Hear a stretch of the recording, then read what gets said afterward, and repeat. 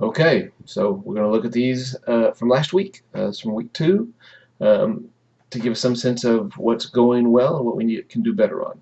All right, so on the first one here, Shannon Albrecht has pulled up I pulled this up on hers. Um, and here, let me see if I can make that a little bit bigger for y'all. Now that I think about it, probably too small.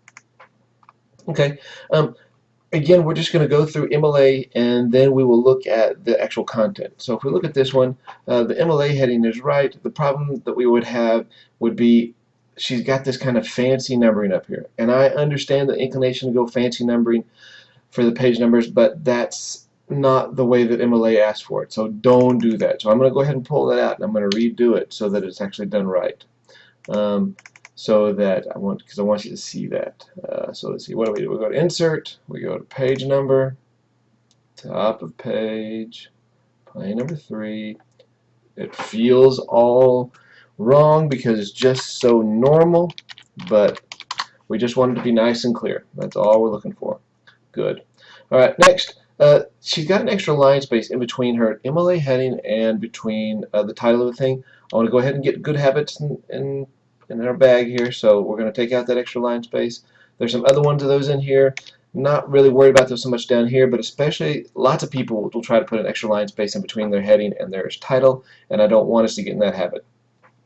Alright, next we have, this is the first assignment you'll had, which is a paraphrase, which meant try to put the thing in your own word 3 different times and then think about what you figured out afterwards. Okay, so the first thing here that I notice is we have our quote here, but we don't have a citation. And again, I want you to get in good habits, so we want to put that citation in there. So let's get that on there. Citation, so we take our period out of the quotes. I know it feels all wrong, but we're going to put it up here. So then we do open one of those things called parentheses, and then we're going to put in Mary Shelley's last name because that's who did it, and we're going to put a page number. I don't know the page number of this quote, so we're just going to put something in there right now, and then we do a period. When you have a quote, when you have citations, it needs to look like this. All right. Now, after we know that we have this, after we know that we have a quote and a citation, we should be going looking for a works cited. So let's see if that's there. Okay, it is probably pulled up from when we messed with it a minute ago. All right, that is some of the information we need, not all of it. There's a couple problems here. This is, first off, not the edition that we're using of Frankenstein. That's going to be a problem here in a couple weeks when all we're reading is out of that. So that'll be a problem. But she doesn't need the books part here because Barnes & Noble is a well-known publisher. Okay, the other things that I was going to say were based on the fact that the Norton Critical Edition has an editor and an addition to it.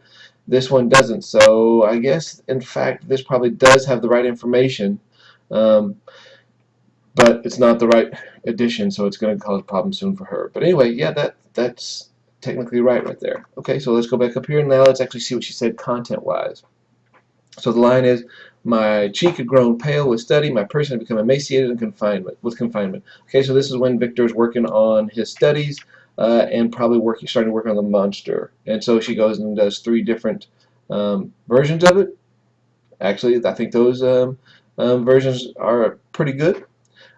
Incarceration, this one may be a little heavy-handed.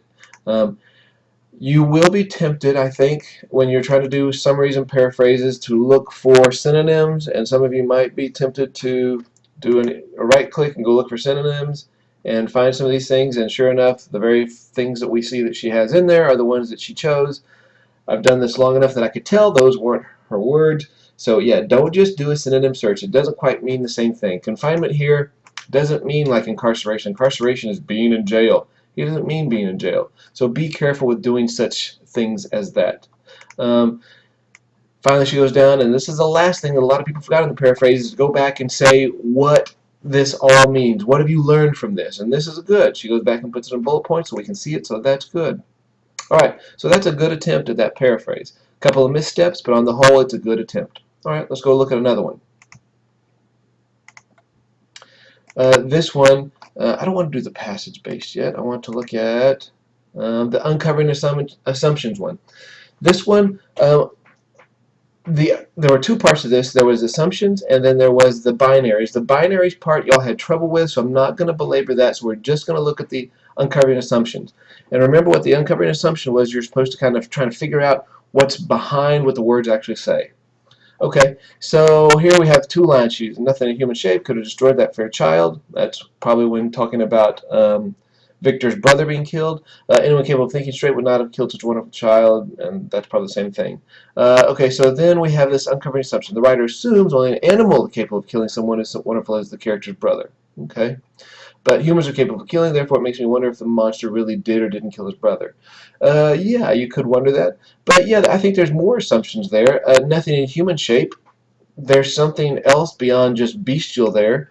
I think that we know that Victor's already thinking of his creation as a monster.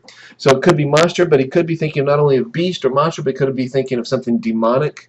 Certainly that would have been, at the time, something much more in vogue. Maybe witches, werewolves, something like that. So nothing in human shape. So yeah, a human would.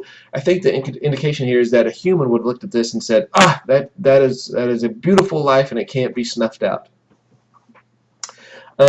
Anyone capable now, or anyone capable of thinking straight. So there's someone who their starting point of someone who's not thinking straight. Of course, why this is important is because Victor is part of the problem. Victor is not thinking straight. Victor created this thing and then has no more care for it. So this is kind of part of the problem. And so the thinking straightness here is not only, I think, at the person who killed the child, but also pointed directly back at Victor. Okay, good. That's a good attempt. We have our lines here. Let's see how our works cited looks. Alright, so this works cited is a little closer. When we do second edition, we don't have to write it out. Hey, you know what? Maybe I'll make this bigger for you so you can see that one too. We can just do this. Second ed. That's all you have to do. Now this one's pretty close, but it's missing the next part, which is our actual editor, which is J. Paul Hunter. Alright, so make sure you have that. So not only just an edition, but an editor who edited the edition. Okay, so New York, we only need to put the first one. We don't need to put the second one. So New York, and then we don't need WW because Norton's a well-known publisher. So Norton, and we don't need the and company because Norton, again, is a well-known publisher. And then we're going to put in the year. And the last piece of information we need is what kind of resource it is. And this one is, of course, a book, so it's a print resource. That's how that ought to look. Again, mostly there, but not quite all there. And, of course, it's not just a cited page. It's a works cited page. All right, good. On the whole, I think there was more that could have been done apparently on the uncover assumptions, but the MLA was pretty good, but that's a good start. All right, let's go and look at another one. All right, here, I don't want to do that one yet. All right, this one, the pitch, complaint, and moment. Kind of different than the way y'all are thinking about things, but a really good study here. Okay, again, MLA, we have page numbers, we have MLA header, we have a title, we have the page numbers going over the next page.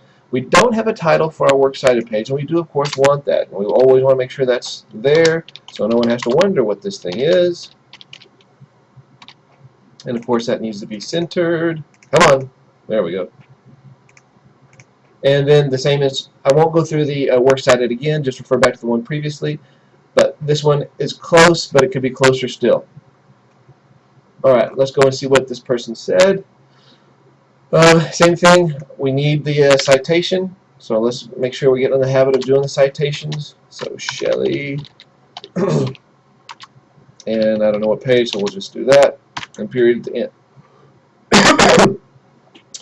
I am sympathetic to the fact that taking the period out of here feels all wrong because it's a quote, and so you want it to be precise. But MLA wants the period here so that it knows that the quote is inclusive of this citation, that the two things go together. So make sure you put that period at the very end after the closing parentheses. All right, the pitch. So the pitch, and this person does a pretty good job here of telling us that actually what they want us to believe is, and then they're going to fill that up. So the passage wants us to believe that Dr. Frankenstein is indeed that of a sound mind and body. Oh yes, so when the rest of the story is clearly, it shows he is falling apart and living a different reality, obsession with death and bringing it back to life. That is quite mad. Yeah, yeah, it's interesting to start right there. The only reason for someone to tell you that I am not, I may sound like a loon, but I'm not a loon, is because they in fact believe that you might believe they're a loon. So yeah, I think it's interesting that he starts there. Okay, I think that pitch is good. I think it's on the money. Complaint. Um, if you remember what complaint is, it is that it's that part where it deals with what the piece is acting or worried about, or reacting or worried about. Okay, so is afraid that people find out his experiments, so it seems as a madman. Good, I think that's on the money. Look, he knows he's on the edge of what society would see as good or bad. So I think that's good. The moment, remember the moment, as the book says, the historical or cultural context within the piece which is operating. So like the moment. So yes, Frankenstein's headed off to college. Um, you could also talk about the moment in time when this is, as far as culturally, this is 17th century. So like some science is going on, and science is pretty well advanced at this point, but some people are still kind of stuck in their superstitions, and this is kind of the moment that the story is written in by Mary Shelley. On the whole, I think this is a pretty good job. I think the pitch, the complaint, and the moment are really pretty well done, and I like this last little bit here trying to bring it all together. Nice. Good job. Alright, let's do one more. Finally, I can get to that one that wants to keep coming up. Alright, the paraphrase. Ooh. The paraphrase basically is trying to make sense of the piece. And so let's look at the MLA here. Yes, we seem to be doing this well. Longish title. I might shrink it down a little bit, but I'm glad to have it there. 6.27. I see what this person's trying to do. They're trying to apply like poetic stanza type stuff to this. Let's just go ahead and do page numbers. It'll be safer on the long run as to do page numbers. Trying to go back and find exactly where that is would be difficult. So Shelley, we'll say it's 23. All right. Larger discussion. Yeah, I think this person is trying to do a good job. What I appreciate about on this paraphrase is that this person on their paraphrase didn't try to summarize. Remember, summary tries to shrink down. Paraphrase doesn't. Paraphrase just tries to make something of equal length, but it makes it more sensible to the person writing it. And this one does a nice, good job of keeping this still, in fact, it's probably expanded. And that's pretty good for a paraphrase, is to say, okay, let me explode this a little bit so that I can talk about what I understand about it. So good. Again, I want to call your attention to you might make this mistake right here. See how this quotation mark is after the citation? Make sure that it doesn't do that. We need a period there, but this quotation mark should be in here. So really this person just flip-flopped that period and quotation mark to make certain that you don't. Alright, so again, as I was saying, the paraphrase is pretty good because it's pretty extensive. It may go a little bit towards trying to explain maybe a little more, but we won't berate them for that. Let's look at the works cited real quick. Yeah, we're trying to do two different things. Trying to get the bio from biography channel of Mary Wollstonecraft Shelley. I'm glad the person's watching it. Cool. But for our moment in time right now, let's just stick with the stuff that we're working with. All right, good. Sorry this is a little longish, but I want to make sure I did a look at each one of those pieces. All right, thank you. Bye-bye.